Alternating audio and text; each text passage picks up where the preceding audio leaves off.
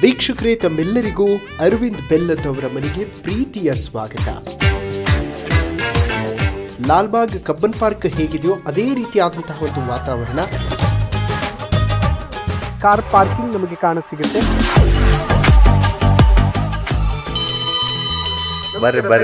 ಬರ್ರಿ ಇದಾಯ್ತು, ಚೆನ್ನಾಗಿದೆ. ನೀವು ಹೆಂಗದಿರಿ? ರೈಡ್ ಮಾಡ್ತಿದ್ದೆ, ಅದನ್ನು ಮಾಡಲ್ ಇದು ಸಮಗಾರ ಸಮಾಜ ನನಗೆ ಕೊಟ್ಟಂತ ಉಡುಗೊರೆ ಇದೆ. ಇಲ್ಲಿ ಅದ್ಭುತವಾದಂತಹ ಒಂದು ಸ್ಪೇಸ್, ಇಡೀ ಫ್ಯಾಮಿಲಿ ಕೂತ್ಕೊಂಡು ಮಾತಾಡುವಂತಹ ಪ್ಲೇಸಿಗೆ ನಿಮ್ಮನ್ನು ಕರ್ಕೊಂಡು ಹೋಗ್ತಾ ಇದ್ದೀನಿ.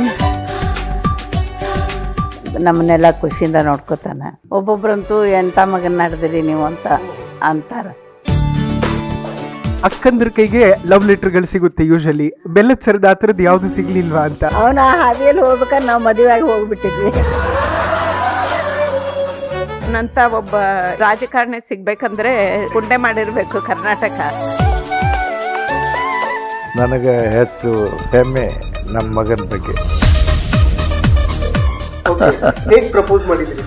ಏನಿಲ್ಲ, ಹಂಗೆ ಕಾಲೇಜಲ್ಲಿ ನಾವು ಇಬ್ಬರು ನನ್ನ ಜೂನಿಯರ್ ಇದ್ದ. ಮೋದಿಯವರು ಏರ್ಪೋರ್ಟಿಗೆ ಬಂದಾಗ ರಿಸೀವ್ ಮಾಡೋದಂತ ಸಂದರ್ಭ. ಸರ್ಕಾರ ಯಾವಾಗ ಬೀಳಬಹುದು ಅಂತ. ಸರ್ಕಾರ ಬೀಳಲಿ ಅಂತ ಅಪೇಕ್ಷೆ ನಾವು ಬರೋದಿಲ್ಲ.